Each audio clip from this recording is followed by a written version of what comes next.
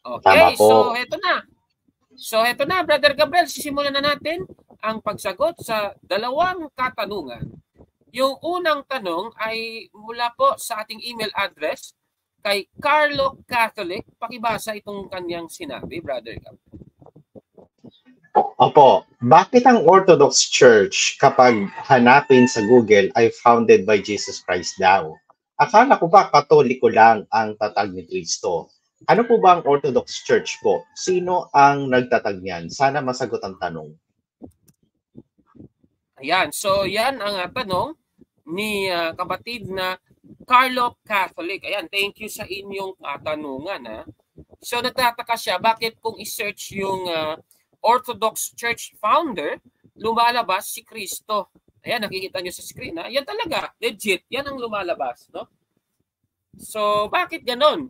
Akala ko, yung Iglesia Katolika, yung founded by Jesus Christ, bakit pati yung Orthodox Church, yan din ang lumalabas sa Google. So, yan pong pag-uusapan natin sa first part ng ating episode dito po sa Tagasuri, Talakayan, kapatid na Gabriel.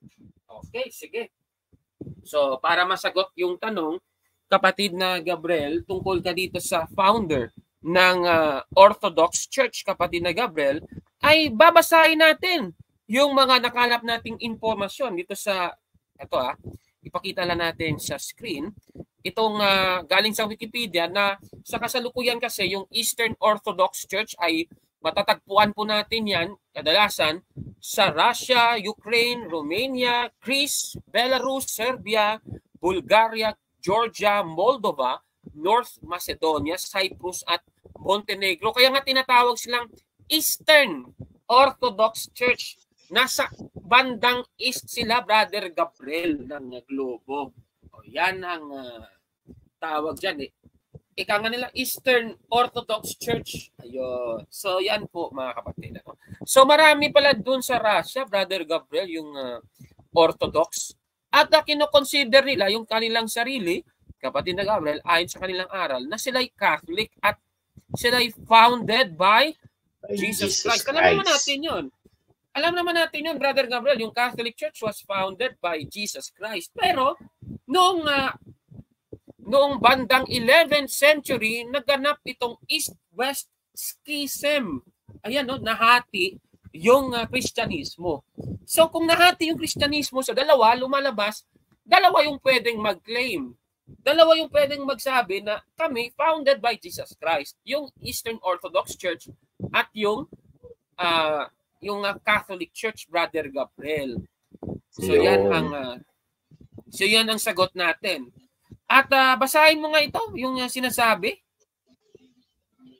Opo, yan So during the 11th century, East-West Schism permanently divided Christianity. It arose over a dispute on whether Constantinople or Rome held jurisdiction over the church in Sicily and led to mutual excommunications in 1054. The Western Latin branch of Christianity has since become known as the Catholic Church, while the Eastern or yung Greek branch became known as the Orthodox Church. The Second Council of Lyon, 1274, and the Council of Florence, 1439, both failed to heal the schism. Ayan, so ganyan ang nangyari, Brother Gabriel. So ibig sabihin, kapag galing dito yung hati, kasi yung nangyari pa dyan, meron pang yung Eastern Orthodox Church, nahati pa yun sa dalawa Oo, meron Coptic Orthodox at saka yung isa, nakalimutan ko na yung pangalan So ang ng history niyan, church history yung pinag-uusapan. So yan ang katotohanan diyan, kapatid na Gabriel.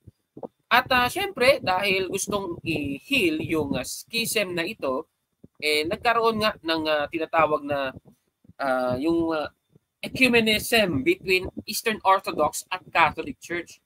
At tandaan mo, Brother Gabriel, yung official name ng kanilang iglesia ay Orthodox Catholic Church. Catholic Church. Oo, kasi kahit sila, they are claiming to be Catholic kasi yun ang kanilang paniniwala, Brother Gabriel.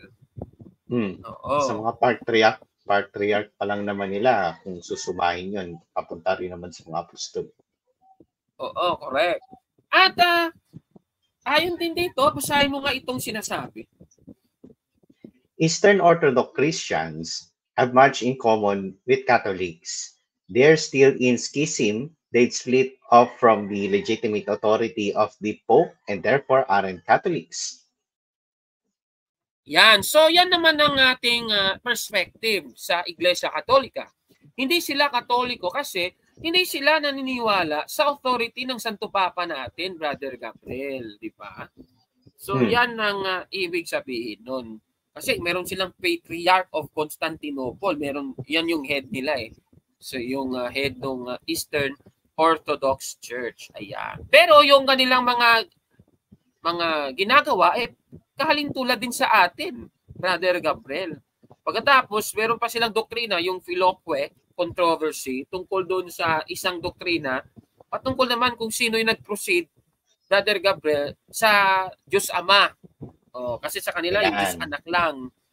Pero sa atin, Diyos Anak at Espiritu Santo. Ganon yun. So, yan ang lumalabas.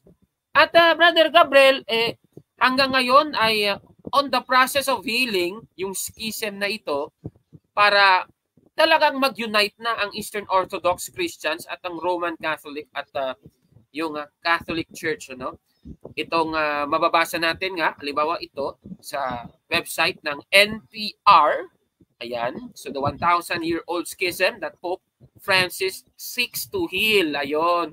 Actually, yung unang nagpasimuno nito ay si Pope Paul VI at yung Orthodox Patriarch na si Athenagoras. Ayan, noong 1964. Ayan, no? So, silang dalawa ay nag-usap paano na ma-unite yung dalawang iglesia. Nako, delikado kung mag-unite itong dalawa. Mas dadami yung Katoliko, Brother Gabriel. Yan ang lumalabas, di ba? Opo, yun ang lalabas talaga nun. Kasi magkakaroon na sila ng unity tapos yung sa Santo Papa. Yung communion, ayan. Oo. So kung magiging fully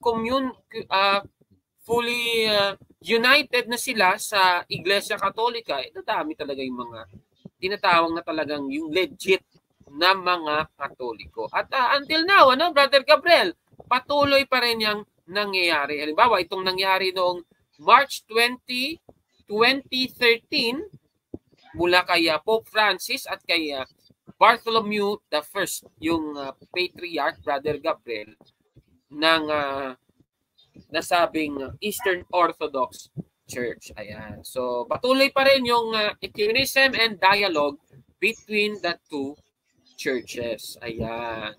So, mga mababait yan. So, kasi, bakit ganun po, Brother Gabriel, ang nangyayari? May pahayag po ang ating katisismo patungkol dito. May aral tungkol dito. Alam ba yun, Brother Gabriel? Tungkol sa Eastern Orthodox Church. Basahin na lang natin yung Catechism of the Catholic Church. Ito, ipakita natin sa screen sa paragraph 838 sa Tagalog. Pakibasa, kapatid na Gabriel.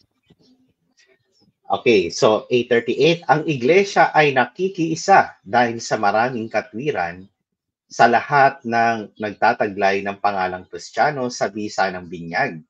Kahit na di naghahayag ng buong pananampalataya at hindi rin nagtataglay ng kaisahan ng pananampalataya o di tumatanggap ng pagkakaisa ng komunyon sa ilalim ng kapangyarihan ni Pedro, yun yung Lumen Gentium number 15, ang sumasampalataya kay Kristo at tumatanggap ng mga seremonya ng binyag at tumatanggap na ng binyag ay nasasaklawan ng Iglesia Katolika. Bagamat di gaanong ganap ang pakikiisa sa Iglesia Katolika. Sa mga iglesyang ortodoksa, ayan yung Orthodox Church, ang pagkakaisang ito ay malalim. Nakaunti na lang ang kulang upang makamit ng lubusan ang isang sama-samang pagdiriwang ng Eukaristiya ng Panginoon. Ayun! So, ito yung deklarasyon sa ating katisismo between the Roman Catholics, yung nasa Latin Rite, at itong tinatawag nating Eastern Orthodox Church. Ayan. So, Kaunti na lang daw ang kulang, Brother Gabriel, upang makamit ng lubusan ang isang sama-samang pagdiriwang ng Eucharistia ng Panginoon. Ayan. So yan po ay galing po yan kay Pope Paul VI noong December 14, 1975. Ayan. So, klarong-klaro po yan. Yung kinote ng Catechism of the Catholic Church, paragraph 838. Ayan. So, yan ang sagot natin sa tanong ng ating kapatid. Maraming salamat sa iyong katanungan, si kapatid na Carlo Catholic. Ayan. So, uulitin lang natin, Brother Gabriel. Una, pwede nyo pong ipadala. Baka gusto nyo magtanong, at sasagutin natin sa programa. Ipadala po yan sa factbustersph@gmail.com. Pwede din, kapatid na Gabriel, na mag-iwan sa ating website ng inyong tanong, www.factbusterph.blogspot.com. Pwede din sa ating Facebook page, The Beloved Catholic. Pwede din sa ating comment section, Brother Gabriel. Iiwan yung tanong nyo, pero hindi po kami magbibigay ng assurance na masasagot kaagad yung inyong katanungan. Ayan. Okay, sige Brother Gabriel, puntahan naman natin itong napakagandang tanong din Ito magandang tanong din ito. Mula naman ito, yung tanong kay kapatid na Alireza Jimenez. Pakibasa yung tanong, Brother Gabriel. Magandang araw sa iyo, Kaburno. Una po sa lahat, nagpapasalamat ako sa Diyos dahil ginamit kayo ng Panginoon upang magturo ng salita ng Diyos at inihahayag niyo po ang katotohanan na aral na dapat nating sampalatayanan bilang mga Katoliko. Pwede po bang talakayin yung Zacarias 13:7 hanggang 9 na ginamit ng INC 1914? At kung cross-reference po ba ang Zacarias 13:7 hanggang 9 sa Ezekiel 5:12. God bless po and more power po, Kaburno. Maraming salamat po. Ayan, so maraming salamat kay kapatid na Alireza Jimenez sa iyong tanong. Siguro yung gagawin natin ay babasahin na natin yung kinote na talata, Zacarias 13. Basahin nga natin yung 7 hanggang 9. Pakibasa, kapatid na Gabriel. Gumising ka, o tabak laban sa pastor ko, at laban sa lalaki na aking kasama, sabi ng Panginoon ng mga hukbo. Saktan mo ang pastor at ang mga tupa ay mangangalat, at aking ipipihit ang aking kamay laban sa mga maliliit o maliit. At pangyayari na sa buong lupain, sabi ng Panginoon, 2 bahagi ay maghihiwalay at mamamatay. Ngunit ang 3 ay maiiwan. At aking dadalhin ang 3 bahagi sa apoy, at sila'y dadalisayin ko na parang pilak na dalisay, at sila'y susubukin ko na parang pagsubok sa ginto. Sila'y magsisitawag sa aking pangalan at akin silang didinggin. Aking sasabihin, siya'y bayan ko at kanilang sasabihin, ang Panginoon ay aking Diyos. Ayan, so ito yung palaging ginagamit din ng mga taga-Iglesia ni Cristo ni Manalo, Brother Gabriel. Particular yung sa, ipakita natin muna yung 7, kapatid Gabriel. Dito, kapatid na Gabriel, sa Zacarias 13:7, sinasabi nila, yung mga tupa daw, kapag nasaktan yung pastor, yung tupa, mangangalat. O, yan ang sabi. So, yung pagngangalat ng mga tupa daw, merong 3 bahagi. Ayon sa mga taga-Iglesia ni Cristo ni Manalo, base sa verse 8, ano ba yung 3 bahagi na yon? O, sabi ng mga taga-INC, pakita natin sa screen, 2 bahagi, mahihiwalay daw at mamamatay. Pero yung 3, maiiwan daw. Sabi ng INC, yung 2 bahagi, yung isa daw doon, mga Hudyo, yung pangalawa, yung mga Hentil. At yung maiiwan na 3, INC daw yun, Brother Gabriel. Yan ang interpretation nila. Oo. At sa verse 9, kapatid na Gabriel, yan ang hula daw sa ikatlo na maiiwan. O yung ikatlo na yon, sila dadalhin sa apoy, dadalisain daw na parang pilak na dalisay. O, di ba? So, INC daw talaga. O, yan ang kanilang sinasabi dyan. At ginamit yan ata ni Ramil Parma sa debate nila ni Father Darwin Gitgano. Naalala ko yun. So, tanong, Brother Gabriel, tama ba ang kanilang unawa dito sa Zacarias 13:7 hanggang 9? Yan ang ating tatalakayin naman. Kasi marami actually na nagre-request na yan na talakayin daw natin. Oo. So, tanong, Brother Gabriel, ano bang tinutukoy sa Zacarias 13:7 hanggang 9? Tingnan muna natin yung versikulo 2, Brother Gabriel. Pakibasa yung sinasabi muna sa verse 2. Itataas muna natin yung nakasulat. At mangyayari sa araw na yaon, sabi ng Panginoon ng mga hukbo, aking ihihiwalay sa lupain ang mga pangalan ng mga Diyos-Diyosan at sila'y hindi na mag-aalala pa. At aking palalayasin naman ang mga propeta at ang karumal-dumal na espiritu sa lupain. Ayan, so klarong-klaro, meron palang binabanggit na isang lupain. Di ba? Isang lupain lang yung tinutukoy. So hindi po pwede na tatlong bahagi, tatlong lupain lalabas. O ngayon, Brother Gabriel, paano ba natin talaga unawain yung, especially yung Zacarias 13:8, ipakita natin yung verse 8. Doon muna tayo mag-focus sa verse 8 na yung sinasabi, ipakita lang natin sa screen. Ayan, merong dalawang bahagi daw, mahihiwalay at mamamatay. Yung ikatlo naman daw, maiiwan. O sabi nila yung isang bahagi daw, Hudyo. Yung isang bahagi naman, Hentil. Yung ikatlo na maiiwan, Iglesia ni Cristo daw. Diba? So, yan ang ating susuri. Oo, yan na. I-focus natin yung pagsusuri dyan. Ngayon, yung gawin natin ganito. Simplihan natin.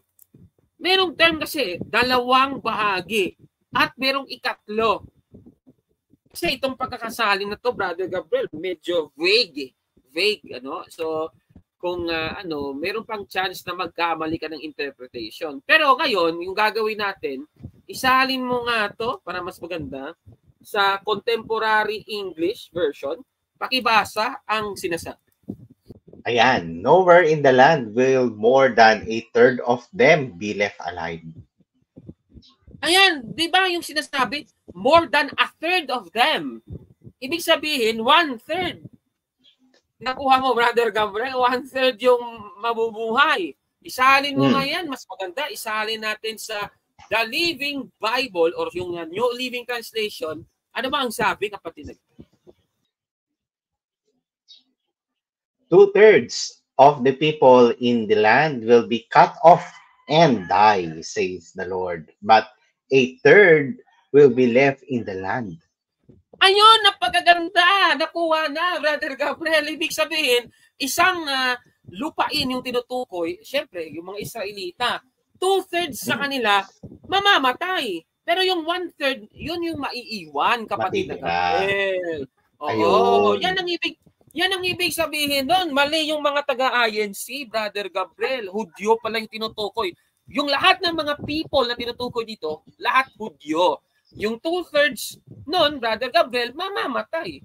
Yung 1/3, maiiwan. Ganon yung interpretation, Brother Gabriel. Ngayon, kapatid na Gabriel, eto paano nangyari yan? Sige nga, ilipat nga natin ulit, isa pang salin, sa New International Version. Ano bang sabi, Brother Gabriel? In the whole land, declares the Lord, 2/3 will be struck down and perish, yet 1/3 will be left in. Ayan, maliwanag talaga yung mga salin, Brother Gabriel. Ibig sabihin, isang lupain yung tinutukoy, yung population ng mga tao sa lupain yung tinutukoy ng 2/3 at 1/3, hindi yung isang bahagi Hudyo, isang bahagi Hentil, yung isang bahagi Iglesia ni Cristo. Walang ganon, kapatid na Gabriel. Mali yung unawa nila. Di ba ganon yon? Opo. Cherry picking. O, di ba? Ngayon, kapatid na Gabriel, o, tignan naman natin yung isa pang salin para, hindi kasi ako pa kontento, isa pang salin. Ito nga, The Message Bible. Pakibasa, kapatid na Gabriel, yung Zacarias 13:8 ng The Message Bible.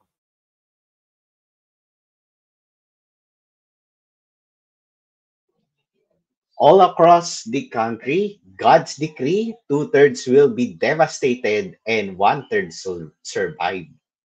Ayan, klarong-klaro. Ilan ba yung country na tinutukoy? Maraming country ba? Hindi naman. Ang sabi, all across the country. Isang country yung tinutukoy. Hudyo yun, Brother Gabriel. Di ba? Base sa context. So, mga Hudyo yung tinutukoy, kapatid na Gabriel. Di ba? O, ngayon, heto ang susunod na tanong. Paano mo ngayon i-interpret yung Zacarias 13? Kasi yung kanina, yung 8, okay na. Ngayon, ipapasok na natin mula 7 hanggang 9. O, ganito po yun, mga kapatid. Balikan natin yung sa 7. Sa Tagalog muna, kapatid na Gabriel, yung 13:7 ng Zacarias. At ayan, nakita nyo sa screen. Basahin mo nga ulit yung sa 7 na yan, kapatid na Gabriel. Gumising ka, o tabak, laban sa pastor ko at laban sa lalaki na aking kasama, sabi ng Panginoon ng mga hukbo. Saktan mo ang pastor at ang mga tupa ay mangangalat, at aking ipipihit ang aking kamay laban sa mga maliit. Alam mo ba, Brother Gabriel, itong tinutukoy sa 7, alam mo ba, ginamit ito ni Kristo. Kinote ito ni Kristo sa time na malapit na siyang mamatay. Basahin natin itong nasa Mateo 26:31. Pakibasa, kapatid na Gabriel.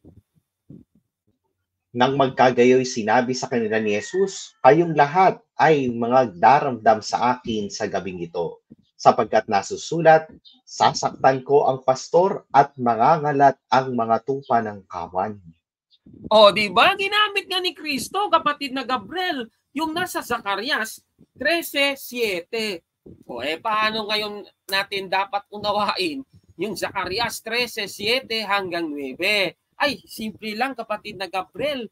Ganito lang yon. Balikan natin yung Zacarias 13:7. Ipakita natin sa screen. So, dito sa 7, kapatid na Gabriel, malalaman natin na mayroong palang pastor na masasaktan. Siyempre, alam naman natin, yung, kasi kinote nga ni Kristo to, so ibig sabihin, lumalabas si Kristo itong tinutukoy ng hula. Yung sa Zacarias 13:7. Ayan. Ngayon, ano mo yung sinasabing ang mga tupa ay mangangalat? Ibig sabihin nun, kapatid na Gabriel, doon sa verse 8, yung tupa na yon, yun yung mga Hudyo. Yung mga Hudyo na yon, 2/3 mahihiwalay, mamamatay sila. Kasi nga, hindi nila tinatanggap si Kristo, kapatid na Gabriel. At yung 1/3 na naiiwan, yun naman yung sinasabi sa verse 9 na magbibigay ng kalwalatian sa ating Panginoong Diyos, kapatid na Gabriel. Iko-consider yung kanyang bayan. Ganun po yun, kapatid na Gabriel. O, di ba? Yan ang dapat na interpretation. Actually, yan ang interpretation ng Iglesia Katolika in general dito sa hulang ito, kapatid na Gabriel. Katunayan, basahin natin, kapatid na Gabriel, ang Efeso Kapitulo 2, ang talata ay 16. Pakibasa, kapatid na Gabriel.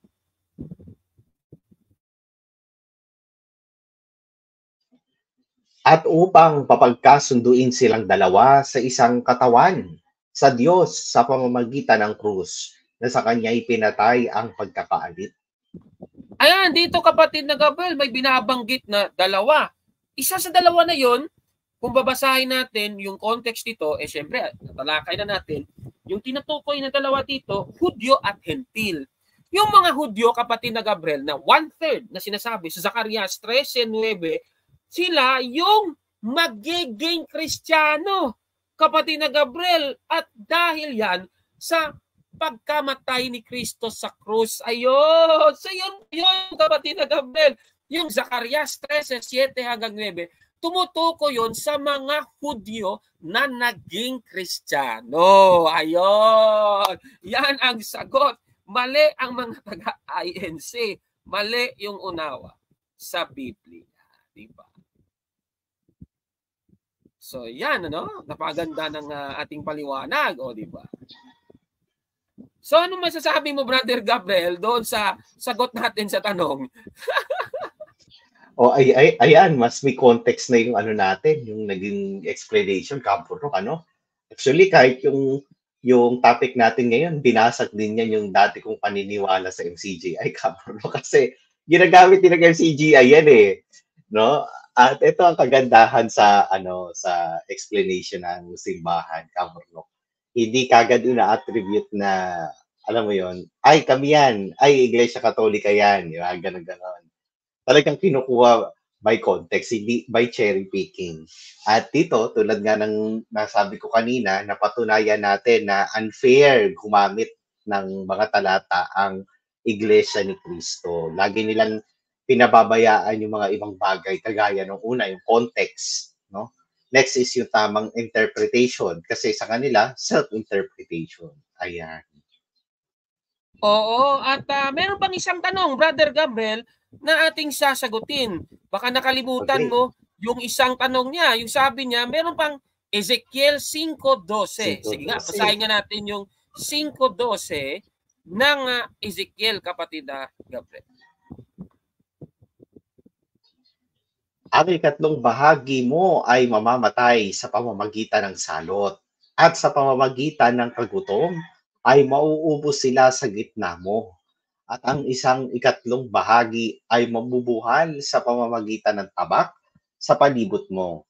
At ang ikatlong bahagi ay aking pangangalatin sa lahat ng dako, at magbubunot ako ng tabak sa likuran. O, yan ang nakasulat naman sa 5:12 ng Ezekiel. O, yung sabi naman ng INC dito, yung ikatlong bahagi, yung una daw, mamamatay sa pamamagitan ng salot, yan daw yung mga Hudyo. O yung isa naman daw, Brother Gabriel, na mabubuwal sa pamamagitan ng tabak sa palibot mo, na hindi daw yun. O yun naman ang kanilang analysis. O yung pangatlong bahagi daw, INC. O di ba? O yan naman ang kanilang sabi. Actually, may mga Bible scholars tayo na nagsasabi na itong Ezekiel 5:12 ay connected daw sa Zacarias 13:7 hanggang 9. Oo. Yung 2/3 daw, iniisa-isa, parang in-enumerate. Pero mali pa rin yung unawa ng mga taga-INC, Brother Gabriel, tungkol sa Ezekiel 5:12. Kasi nga, ulitin natin, isalin mo nga yan sa sa contemporary English version. Ano bang sabi? Okay, a third of you will die here in Jerusalem from disease or starvation. Another third will be killed in war. And I will scatter the last third of you in every direction, then track you down and kill you.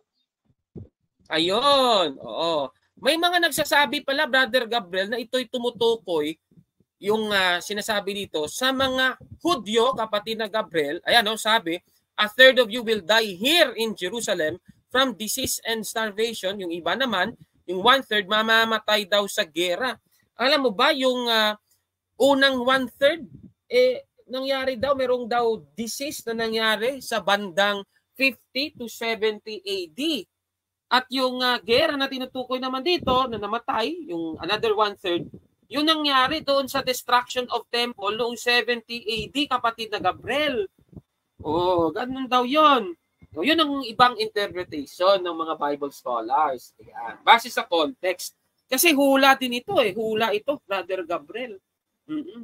At yung maiiwan na 1/3, yan ang mangyayari. Merong ano daw ito, parang sa mga Hudyo. Ayan. So, ito, propesya sa mga Hudyo. Ayan. So, ibig sabihin, mali yung interpretation ng INC tungkol sa talata. Kasi, isang lupain pa rin yung tinutukoy, Brother Gabriel. Kasi yung sabi, a third of you will die here in Jerusalem. Ayun. So, ibig sabihin, si Propeta Ezekiel, tinutukoy niya yung mga Hudyo kasi sila yung nakatira sa Jerusalem. Ayun. Ganon yon, kapatid na Gabriel. So, ibig sabihin, ganon pa rin, 1/3, 1/3, and another 1/3, kapatid na Gabriel. So, fractions siya, hindi siya yung unang bahagi. Yung ibang panahon, yung isa namang panahon, iba naman, mga hentil. Mali po yung unawa na yan. Diba? Amen. Ngayon, baka, eto, para bonus na lang din, kapatid na Gabriel. Baka sabihin ng iba, anong iglesia, yung produkto, nung natirang 1/3? Tapos sila ay dinadalisay sa aral, sila ay pumupuri sa Panginoon. Anong iglesia ba yon? Sige nga, basahin nga natin. Para maganda naman. Ito basahin natin ang sinasabi kung anong iglesia itong tinutukoy. Basahin natin itong nakasulat dito sa Efeso 2:15. Pakibasa, kapatid na Gabriel, sa Baxter Bible.